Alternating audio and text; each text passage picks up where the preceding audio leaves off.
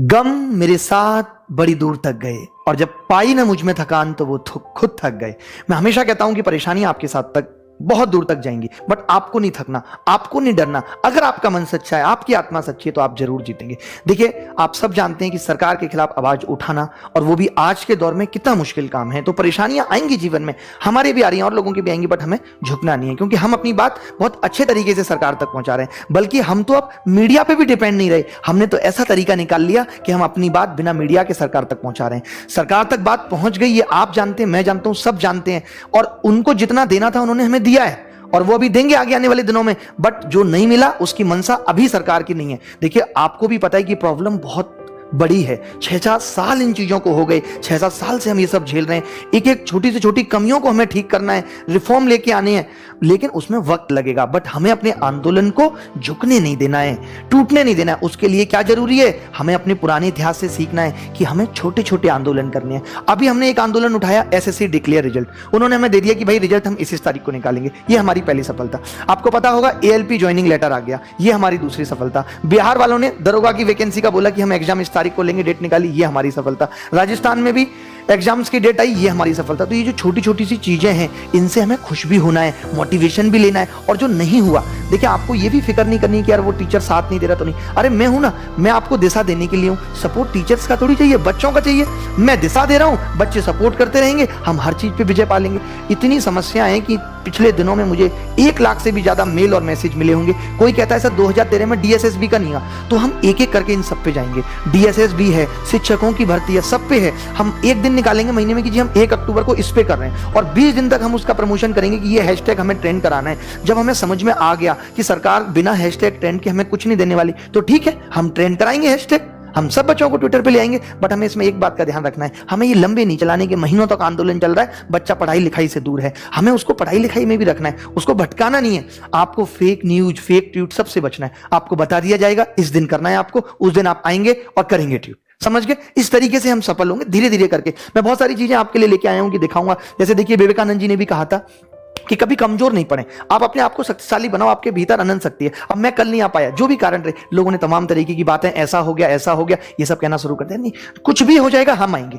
सबको बोला जाता है भैया वीडियो डिलीट करो, कितने मैसेज आते हैं, इस आईटी सेल से मैसेज आता है, उस आईटी सेल से मैसेज आता है, ये करो वो करो। हम नहीं सुनते, हम कहते हैं कि हम अपनी बात अपने राजा तक पहुंचा रहे हैं और ये हमारा फर्ज है।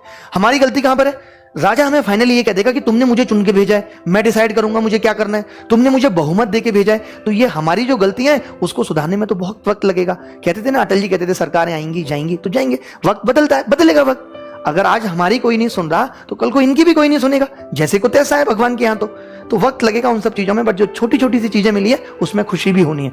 जैसे अब्दुल कलाम जी ने कहा था कि अपनी पहली सफलता, ये तो मैंने ट्वीट भी किया था, आपने देखा होगा। तो धीरे धीरे करके हमें ये नहीं है कि बस अब 5 तारीख तक ट्वीट किया और हम शांत बैठ गए, हम करेंगे। अगर एसएससी अक्टूबर में जो डेट दी है रिजल्ट नहीं निकालती, तो फिर से इस मुहिम को जारी करेंगे। फिर तो हम हैशटैग धोखे के साथ लाएंगे कि आपने डेट दी और फिर भी आप रिजल्ट नहीं निकाल रहे। तो अभी तो जब उन्होंने ये कह दिया कि भाई रिजल्ट हम इतनी तारीख को निकालेंगे, तो हम सरकार पे ये प्रेशर नहीं डाल सकते कि नहीं आप 5 दिन के अंदर निकालो। सरकार कहेगी ये हमारा काम है। अब आप डेडलाइन भी आप डिसाइड नहीं करेंगे कि 5 दिन में रिजल्ट आना चाहिए, ये सरकार डिसाइड करेगी, और उसने किया है। ठीक है, अब आगे की बात क्या? आपने देखा कि अखबारों में भी कटिंग आई, इतनी सारी चीजों में दिक्कत है। मैं ये इस न्यूज पेपर की कटिंग में मैंने यही देखा, ट्रैफिक असिस्टेंट, इतनी सारी junior, senior type, commercial apprentice, पता नहीं कितने एग्जाम हैं। ये तो सिर्फ बिहार के हैं जो अटके हुए हैं। तो इन सबके हैशटैग चलाने से अच्छा है कि हम ऐसे हैशटैग चलाएंगे कि भाई सरकार जॉब दो, गवर्नमेंट जॉब, प्राइवेटाइजेशन को रोको। तो ये सब हम करेंगे धीरे धीरे करके। आपको टूटना नहीं कि बस ये आंदोलन खत्म हुआ, अब आपको क्या लग रहा है जो अभी मिलेगा मिल गया, फिर कुछ नहीं मिलेगा। अरे नहीं, चलता रहेगा। गांधी जी को देख लो, आप अन्ना हजारे को देख लो। आपको अन्ना हजारे के आंदोलन से सीखना है कि जब सरकार उनकी छोटी छोटी मांगों को मानने के लिए तैयार थी, तब वो राजी नहीं हुए, और बाद में एक भी मांग नहीं मानी गई। क्योंकि जब ये छोटी छोटी सफलताएं भी नहीं मिलती, तो जो आपके साथ लोग जुड़े होते हैं वो भी टूटने लगते हैं, उनका मोटिवेशन भी लो पड़ जाता है। तो मेरा पर्पज यही है कि मैं उनको बताऊं कि आपको अपने मोटिवेशन को बनाए रखना है। जैसे ये एक रीजन का साउथर्न सेंट्रल रेलवे में एएलपी की ज्वाइनिंग की डेट दी इन्होंने, ये एक बहुत अच्छी चीज है। इसकी भी बच्चे कह रहे थे कि एएलपी की डेट नहीं आ रही, एसएससी के रिजल्ट डिक्लेयर की डेट दी। ये ट्वीट किया कि हम रेलवे में सीईओ बना रहे हैं। अब आप सबको पता है कि रेलवे का प्राइवेटाइजेशन हो रहा है, प्राइवेटाइजेशन होगा तो सीईओ बनेगा। ऐसे समझ लीजिए शायद दिल्ली मेट्रो की तरह, बट जॉब तो मिलेगी। तो चलो कम से कम कुछ इन्होंने कहा है कि भाई हम कमेटी बना रहे हैं जो ये डिसाइड करेगी। हरियाणा में भी ऐसा कहा गया है कि हम एक 4 सितंबर को आई थिंक या 4 अक्टूबर को वो कमेटी बना के डिसाइड करेंगे कि कौन कौन सी वैकेंसी खाली है और उनको भरा जाए।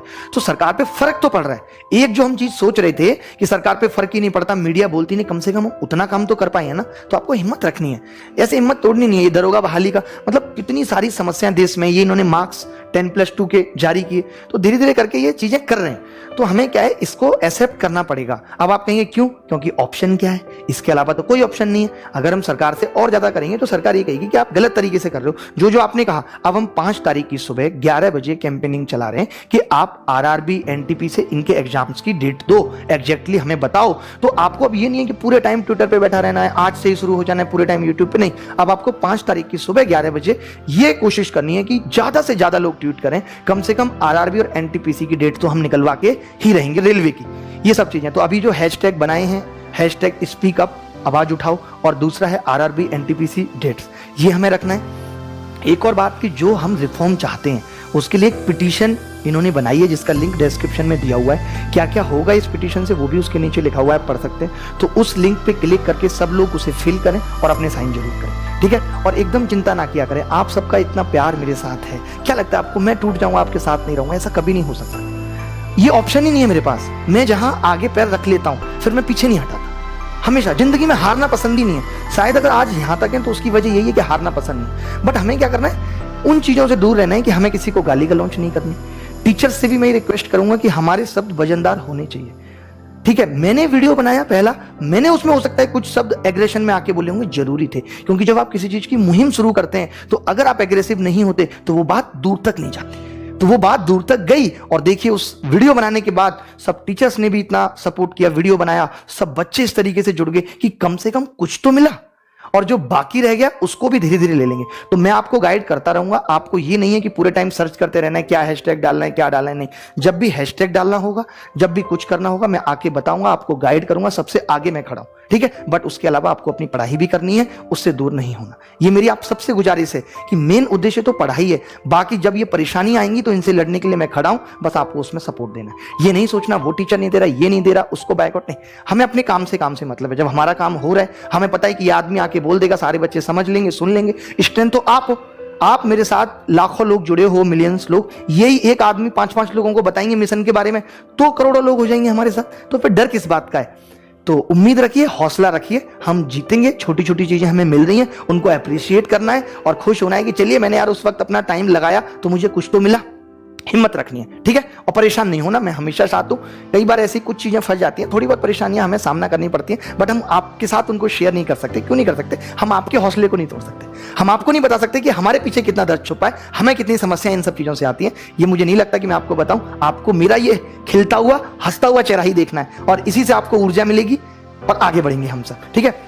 तो जितने भी लोग सपोर्ट कर रहे हैं, चाहे वो टाइम्स कोचिंग की तरफ से काजल मैम, रेमो सर, जितने भी लोग सपोर्ट कर रहे हैं, विक्रमजीत सर, जितने भी टीचर्स हैं हमारे साथ जुड़े हुए, निखिल गुप्ता क्यूमेस से, और स्पेशली सुशील सिंह राजपूत, बहुत सारे टीचर। और एक सबसे आखिरी बात जो जरूरी है कि देखिए, ये ट्विटर जो है या ये जो ट्वीट है, ये हम एक दिन करेंगे सुबह आके। मैंने आपसे हाथ जोड़े, आज भी जोड़ रहा हूं कि एक मुहिम जो हम घर बैठे हैं और वो चल रही है, क्या कि अपने नाम के आगे बेरोजगार लगा दिया। मैंने लगाया ना, सिर्फ आपके लिए। बताओ कितने रिश्तेदार फोन करके पूछ रहे हैं, बाबूजी क्या हुआ, अब पढ़ा नहीं रहे कि आजकल। तो ये जो बेरोजगार है, इससे क्या होगा कि आप बैठ के पढ़ाई कर रहे हो लेकिन लोगों की नजर जा रही है अच्छा बेरोजगार। इतने बेरोजगार, मैं कहता हूं जिस दिन 3 करोड़ लोग अपने नाम के आगे बेरोजगार लगा देंगे ना, ये इमोशनल आंदोलन है, ये सरकार पे इमोशनल चोट है, भावनात्मक चोट है कि देखिए हमारे देश का युवा, ये बात हमारी बाहर तक भी जा सकती है कि हमने अपने नाम के आगे बेरोजगार लगाया हुआ है। ये स्थिति भारत के अंदर है। क्योंकि आप सोचो कि जिस वक्त मोदी जी बाहर जाके कहते हैं कि हमारे देश का इतने % युवा है, तो वो ये ना कह सकें, या जब वो कहें तो लोग हंसने लगे, अच्छा आपका युवा